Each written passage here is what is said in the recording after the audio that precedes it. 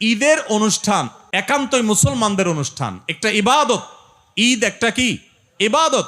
ঈদের মতো ইবাদতকে ঘিরে যে অনুষ্ঠান করছে, সেখানে সমকামিতা বা ট্রান্সজেন্ডার মতবাদ সেটাকে পুশ করে নাটকের মাধ্যমে ইবাদতরত মানুষগুলোকে নাটকের নাম দিয়া তাদের মধ্যে ওই ইবাদতের মৌসুমে সিজনে তাদের মধ্যে ইসলাম বিরোধী বিষ ঢুকাই দেওয়া হচ্ছে।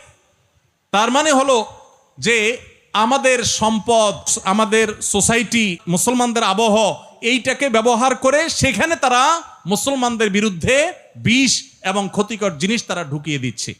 আপনারা যেগুলো সোশ্যাল মিডিয়াতে, ফেসবুক, ইউটিউবে বিভিন্ন নাটকের ক্লিপ, ভিডিওর ক্লিপ অনেকে বুধ হয়ে পড়ে থেকে দেখে, আপনার নিজের অজান্তে আল্লাহর দ্বীনকে দুনিয়া থেকে বিদায় করার নীল নকশা যে সমস্ত নাটক সিনেমার মাধ্যমে হয়, আপনি সেগুলার প্রমোট করছেন, সেগুলার প্রচার করছেন, সেগুলার সহযোগিতা করছেন।